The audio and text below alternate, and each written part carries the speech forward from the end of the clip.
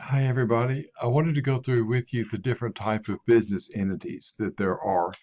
This is not meant to be a complete all-in-all list. I just wanted to give you a quick review of the entities and maybe some advantages and disadvantages so that when you go talk to your attorney and CPA, you'll kind of have an idea what would work for you, and then your attorney or CPA can give you uh, some more insight onto the advantages and disadvantages of each.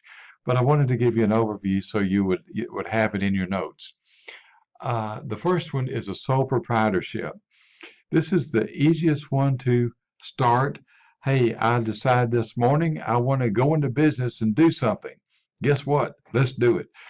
If I'm required to have a business license, which I am, and there's no other educational requirements required. If I'm going to be a architect, I got to have passed the board. If I'm going to be a physician or an attorney, I got to pass the board. But let's say I just want to do something like, hey, I want to be a eBay entrepreneur. Hey, this morning, hey, I decide I want to be in business, so I'm in business. Let's start. So the advantages are that it's easy to start and easy to dissolve. You know, when it's one person, you can have a board meeting when you look at get up in the morning and look in the mirror. You can have a board meeting right then and there. What are the downsides? Your liability is unlimited. You know, Years ago, I did some tax preparation on the side as a CPA, and I just quit doing it because to me it wasn't worth it. And of course, you could get insurance to cover your liability up to a point, but I just decided for the money and time that I was making on the side, for me, it wasn't worth it. And, I thought about it every time I signed a tax return, my house was on the line. Everything I owned was on the line. And for me, it just wasn't worth it. The other thing that uh, dissuaded me from staying in business is the taxation because whatever I made, on the net income, I had very few expenses. Whatever net income I made, I paid full uh, income tax on it, plus self-employment tax, which is both shares of Social Security. So, I was ended up paying a chunk of a tax on what little bit I was making, and I decided, for me, this one wasn't worth it. A partnership is like a sole proprietorship. It's just two or more people. Fairly easy to start. I strongly, strongly recommend. I'm not an attorney and I'm not practicing as a CPA anymore, but just as common sense, get everything in writing if you've got partners. Okay. In general, if you both go in and you're both general partners, you both have unlimited liability. So, I hate to say it, but choose your partners about like you'd choose your husband or your wife with great care, because the husband, or wife, you're in there for a while, and you are with your general partner too. The general partner goes out and does something stupid, guess what? They can sue the business and you as a partner. So that hurts. And also taxation, the pro rata share. If you're a 50-50 partner, say with another person, you pay taxes on 50% of the net income, whether you draw it out or not.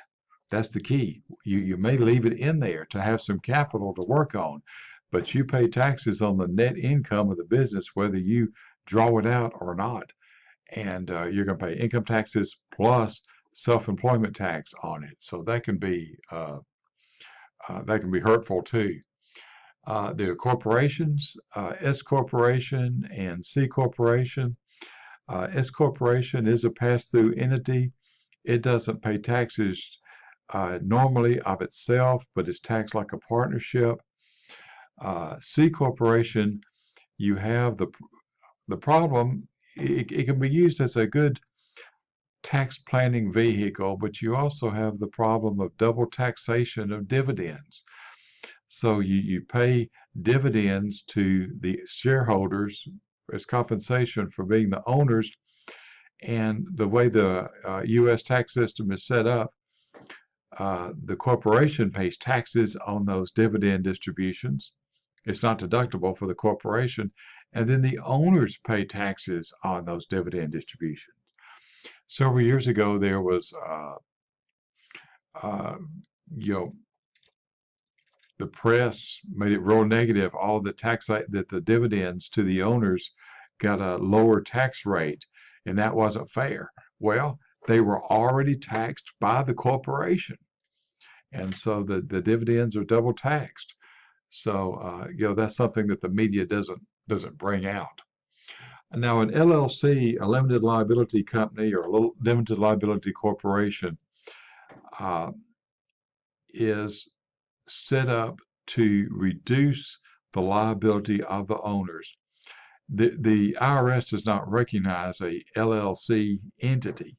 So your attorney would set you up as a sole proprietorship or a partnership or a corporation, whichever form you're going to be tax-wise, under the umbrella of an LLC to help you get that limited liability.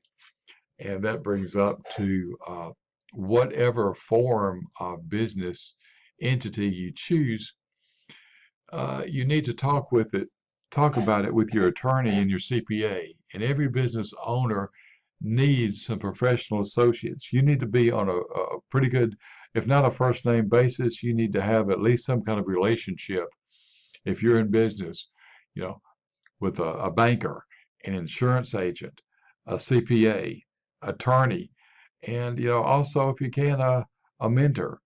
A mentor can be hopefully someone that's been in the business or hopefully in your kind of business that can give you an idea of pitfalls that you're going to face. Um, Small business administration can help sometimes, but even a sole proprietorship does not need to do it alone because you can't know everything about everything. So that's why we get specialists in our lives to pay them for their knowledge to help us avoid some of those pitfalls. So I encourage you to, even if you're not in business, I hope you have a good banker, an insurance agent, and CPA and attorney to call on because sometimes you're going to need them. But anyway, this is an overview of different types of for-profit business entities, just to give you an idea. What's out there so you can go talk to your CPA and attorney about what's best for you. Thank you for watching.